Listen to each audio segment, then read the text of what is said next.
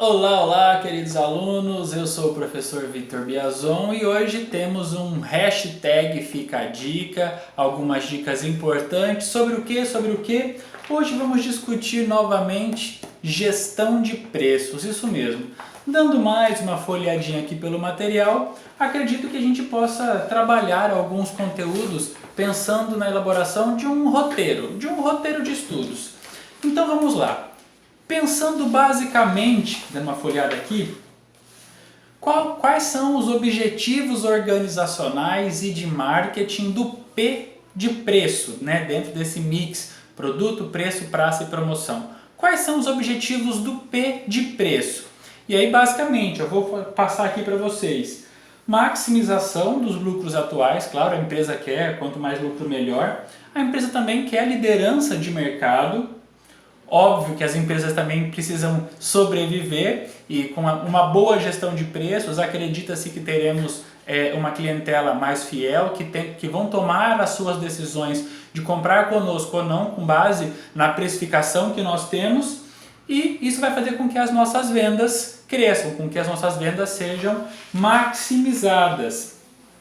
E aí pensando, vou falar um pouquinho sobre estratégias. As hashtag Fica a Dica do vídeo de agora vai falar um pouco mais sobre as estratégias de precificação, ou que estratégias as empresas podem utilizar para precificar os seus produtos. Uma das estratégias é a estratégia geográfica. Essa estratégia é estabelecida conforme o local onde o produto ou serviço vai ser entregue. Então eu posso cobrar preços diferentes de acordo com o local onde eu vou entregar esse produto. A liderança de preço, ela vai ser utilizada quando? Quando que eu posso pensar em ser líder de preço? Quando a empresa vai praticar preços relativamente mais altos em toda a linha de produtos. Outra coisa, para praticar a estratégia de preço mais baixo, a empresa necessita de, obviamente, uma boa gestão de custos. Então, é impossível não pensar na gestão de custos para precificar bem o nosso produto. Eu tenho que ter custos menores para poder ter um preço interessante e aí conseguir a liderança em vendas ou liderança em preço baixo. E a estratégia de paridade de preços, quando que essa estratégia de paridade ela é utilizada? Bom, ela vai ser usada pelas empresas que não tiverem um diferencial nos produtos. Então, quando eu não tenho um diferencial que justifique eu cobrar mais caro, ou quando eu não tenho a possibilidade de custos mais baixos, eu vou adotar a estratégia de paridade, quer dizer, eu vou estar com um preço pareado com os meus concorrentes. Que mais estratégias que eu posso trabalhar aqui no nosso vídeo?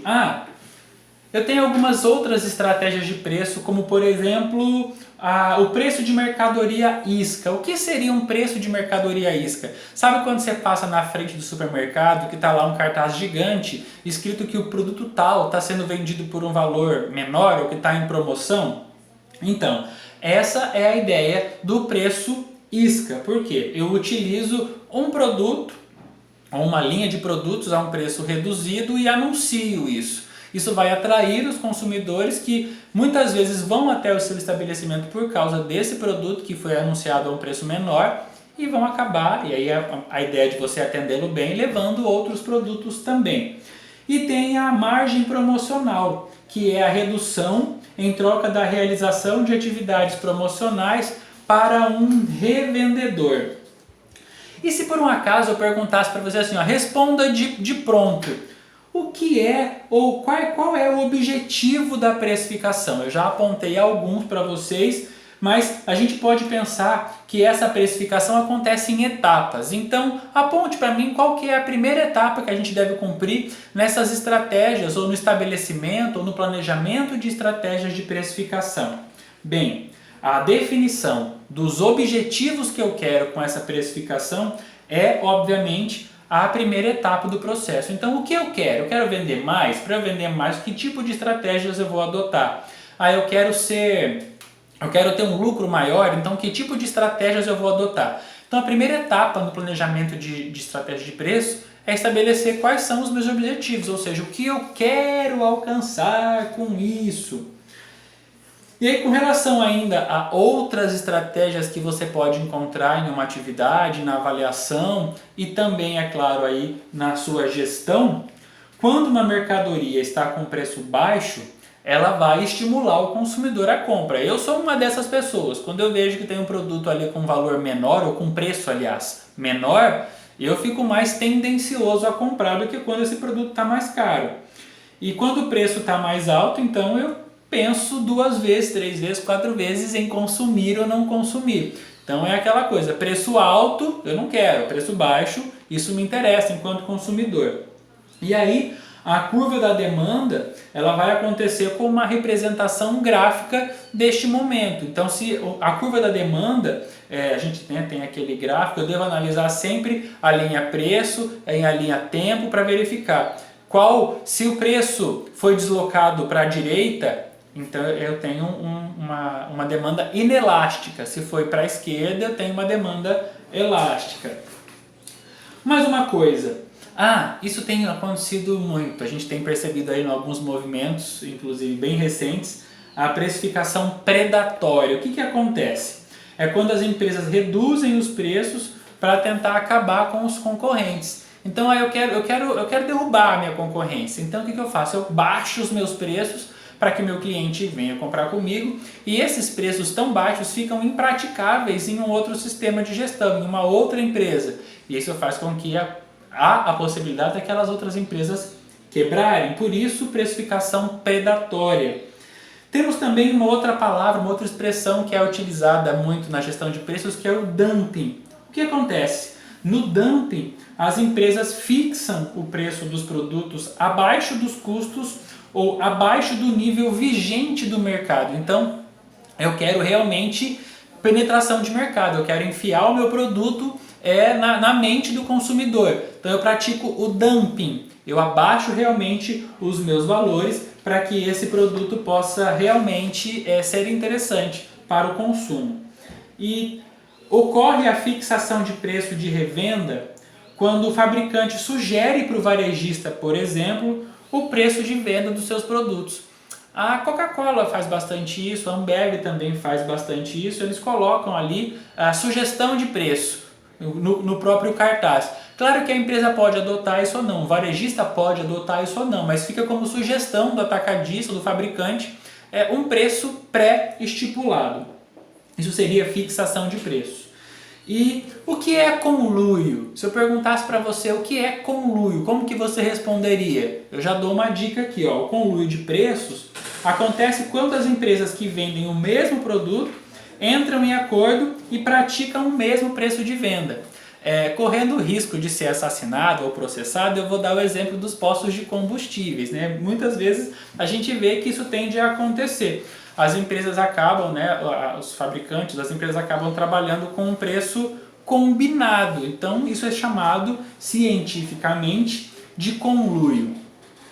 E para a gente já partindo para os finalmente nessas dicas, é bacana que a gente possa diferenciar o que é o e-commerce e o e-business. Para você que pratica venda pela internet, para você que é um gestor que está pensando ainda em trabalhar com a internet, é importante que a gente saiba essa diferença.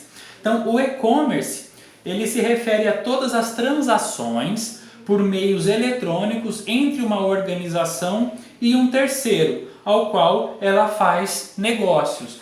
Então, o e-commerce ele vai acontecer da sua empresa para um consumidor final, da sua empresa para um outro consumidor empresarial também. Então eu posso vender para pessoa física ou para pessoa jurídica. Então eu tenho o B2B e o B2C. O B2B é business to business, então a empresa vendendo para a empresa, e aí se eu estiver trabalhando com e-commerce é uma empresa que vende para outra empresa eletronicamente. O B2C é business to consumer. É a empresa, o business que vende para o consumidor. No caso da utilização do e-commerce, então vendendo pela internet. Já o e-business, ele se refere tanto ao e-commerce dos lados de compra e venda, mas também quanto à utilização interna da tecnologia, da internet ou da intranet para facilitar esse processo de venda. Então, quando eu utilizo a expressão e-business, claro, eu também estou praticando compra e venda, mas eu utilizo a tecnologia inclusive nos meus processos internos de relatórios e etc. E para fechar aqui, pensando, a gente tem várias abordagens de precificação que a gente pode lançar. Dá um oi para a professora Renata que está passando ali atrás. Alguma das estratégias ou das abordagens é a análise da concorrência. Isso eu acho que é bastante importante de nós verificarmos para saber o que o concorrente está fazendo. Será que vale a pena eu entrar na onda dele ou eu ter as minhas próprias estratégias?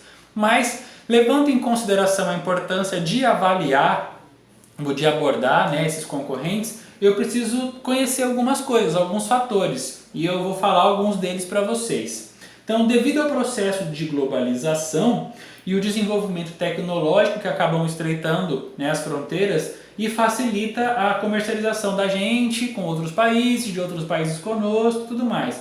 Aí é uma preocupação bastante natural das empresas se verificarem o que os concorrentes estão praticando. Então isso é uma prática bastante verdadeira.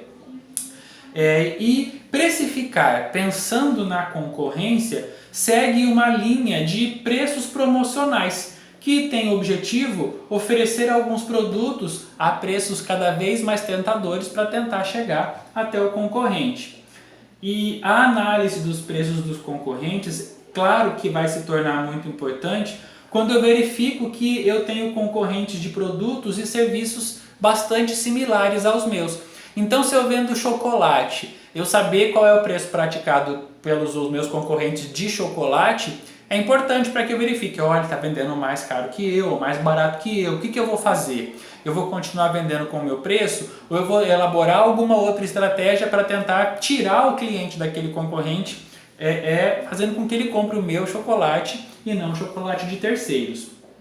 E, para finalizar, praticar preços apenas com base na concorrência também pode ser considerado perigoso.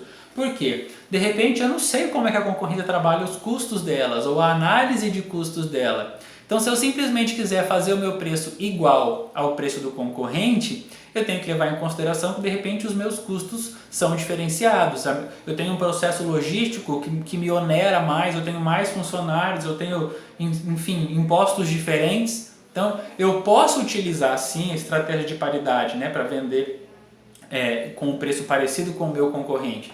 Mas eu não posso só levar em consideração a estratégia de preço do meu concorrente, porque de repente a realidade dele é diferente da minha. Perfeito?